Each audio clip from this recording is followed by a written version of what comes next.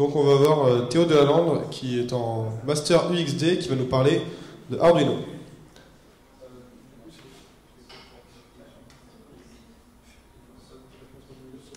Oui. Fort bien.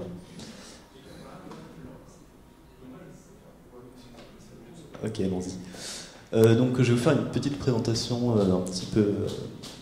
un petit peu improvisée de Arduino qui va permettre de prototyper des objets interactifs assez rapidement. Donc Arduino je vois rien du tout. Donc Arduino c'est une petite platine avec laquelle vous allez pouvoir recevoir des informations de composants électroniques et aussi en actionner à distance.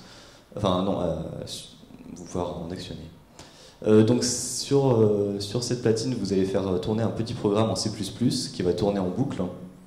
Et du coup ce board coûte une vingtaine d'euros sur le site officiel, mais c'est un projet libre, donc vous pouvez en trouver des modèles moins chers non officiels.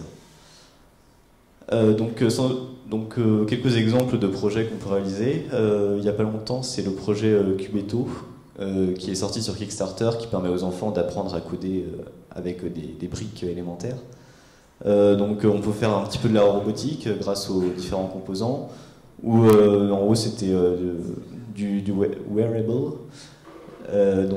grâce à des cartes dérivées qui sont plus fines et qui permettent de se mettre sur des vêtements.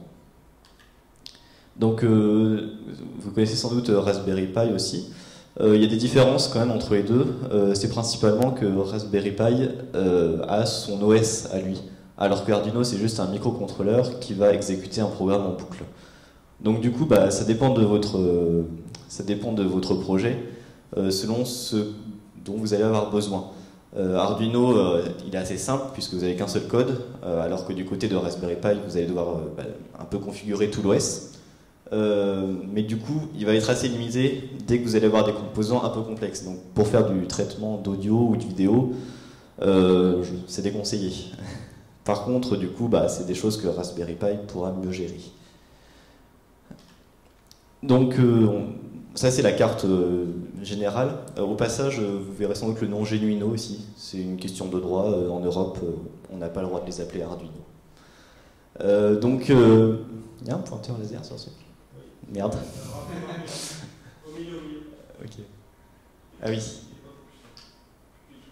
Non. Ah, ok. Bon, ok, c'est pas grave. On peut brancher la carte par port USB à gauche, qui va permettre de l'alimenter et d'envoyer le programme dessus. Vous pouvez aussi, une fois que le programme est dessus, juste l'alimenter avec la prise électrique, enfin la prise d'alimentation en 6. Et en fait, tout l'intérêt du coup de l'Arduino, ça va être ces petits pins au-dessus et en dessous, sur lesquels on va pouvoir brancher du matériel électronique. Je vais donner des exemples après. Donc en haut, c'est plutôt les pins digitaux. Donc c'est des prises sur lesquelles vous allez pouvoir envoyer que du 0 ou du 1.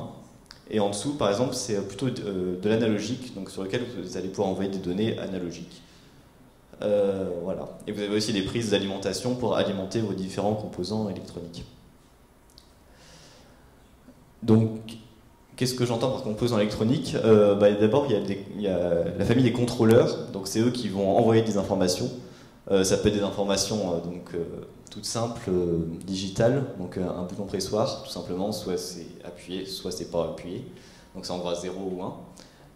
Ou bien des choses analogiques, donc par exemple un potentiomètre qui va envoyer une certaine valeur, ou par exemple, donc il y a les... Qu'est-ce que j'ai mis? J'ai mis un capteur de flexion qui va détecter une certaine flexion, un capteur de luminosité ou un capteur de distance à ultrasons. Une fois qu'on a ces données, du coup, on va pouvoir utiliser les effecteurs qui vont agir à partir des informations qu'on lui envoie. Donc soit des LED, allumer une LED, des buzzers, des servomoteurs. Donc les servomoteurs, à la différence d'un moteur, c'est juste qu'il peut avoir une certaine position en angle, et des afficheurs à LED de la même façon. Donc si vous voulez vous y mettre, il faudra quand même quelques matériels supplémentaires, une breadboard, donc c'est la petite chose à droite, qui va vous permettre de faire des branchements plus facilement, des fils qu'on appelle les fils jumper pour relier les composants entre eux, des résistances, car si vous avez des souvenirs de physique au lycée, vous saurez que brancher une LED sur du 5 volts, ça va pas le faire, elle va griller. Donc il faut des résistances. Et un câble USB pour le brancher à votre ordinateur. Donc il y a des kits pour ça qui vous faciliteront la vie. Voilà, donc après avec Arduino, à côté de la carte, il y a l'IDE qui est fourni par Arduino. Donc il faut savoir que à la base c'est quand même fait pas que pour un public de développeurs, donc c'est assez simplifié. On tape son programme. Le programme est composé donc de deux fonctions principales, le setup et le loop. Le setup c'est ce qui est exécuté au début, au lancement de l'Arduino, et le loop c'est ce qui va être ensuite, ce qui va tourner en boucle ensuite. Donc ensuite on envoie ça sur l'Arduino qui est branché, et on a aussi le serial tout en haut à droite qui va être en fait une sorte de console, mais qui n'est pas vraiment une console puisqu'il ne faut pas oublier que le programme il tourne sur la carte, donc on ne peut pas voir la console de la carte, mais l'Arduino peut envoyer des informations et du coup on va les réceptionner avec le serial. Donc pour montrer un petit peu la simplicité de tout ça, un petit peu de code. Donc en haut on a la fonction setup. On va dire je veux que mon pin 13 sur lequel j'ai branché ma LED, ce soit un output, donc un pin sur lequel on va envoyer des données. Au passage on met un serial.println, donc c'est ça qui va nous servir pour débugger. Et ensuite dans la boucle, on va dire par exemple, donc digital write, c'est là qu'on va dire envoyer une information sur ce pin. Donc par exemple sur le pin 13, je vais mettre I, c'est-à-dire je vais mettre le courant, et du coup on va allumer cette LED sur le pin 13.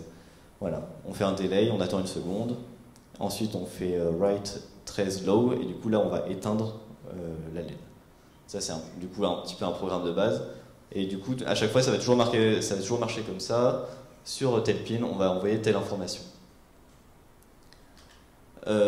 Donc, de la même façon, on peut recevoir des informations.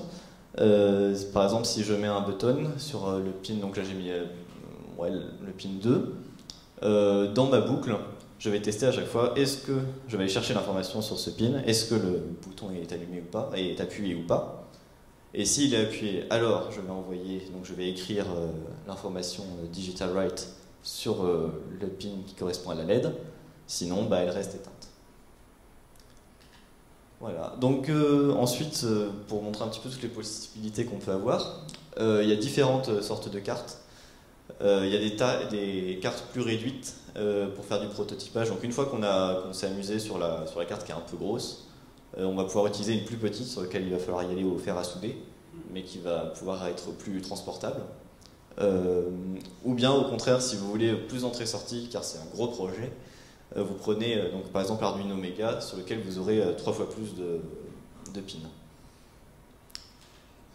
Voilà. Ensuite, donc j'ai pas parlé de certains composants, ce sont les composants plus complexes qui sont les I2C. Donc là, c'est pas sur un pin en particulier, parce que c'est des composants avec beaucoup d'informations. Donc par exemple, si on prend un petit écran LCD en haut, s'il fallait un pin pour chaque pixel, on remplirait vite nos cartes. Donc du coup là, il y a des librairies pour pouvoir s'en servir assez facilement. C'est la même chose, donc à droite c'est un accéléromètre, et en bas c'est un détecteur tactile, donc capacitif. Donc il y a des centaines de composants différents comme ça. Ensuite, vous pouvez aussi contrôler les choses sur l'ordinateur si l'Arduino est branché dessus. Donc tout à l'heure j'ai parlé du serial. On peut lire comme ça les informations du serial, les traiter et faire des choses, par exemple avec Processing, qui est un autre IDE assez simple et qui va permettre d'afficher des choses sur votre ordinateur.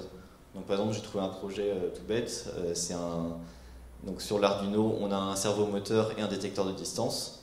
Le servomoteur va tourner à gauche, à droite, recueillir la distance, et du coup après sur Processing sur l'ordinateur, il va le traiter et afficher un radar des distances.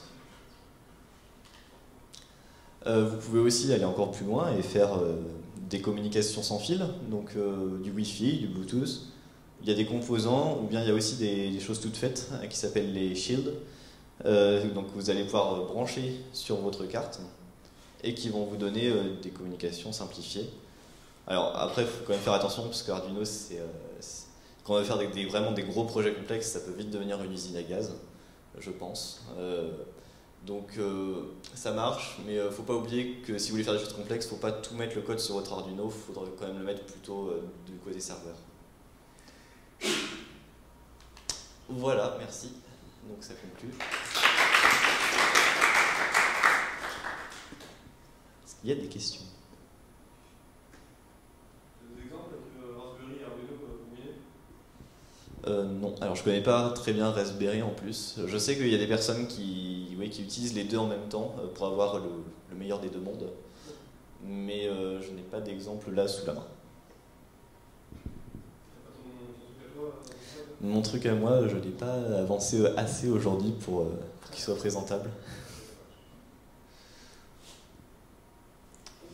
Pour un exemple de communication Raspberry Arduino, on a un club de robotique qui fait un drone piloté par Raspberry en fait, qui fonctionne avec l'Arduino.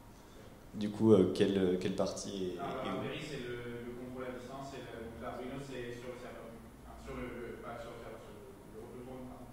D'accord, du coup l'Arduino, il recueille les informations à envoyer sur les moteurs, quoi, presque.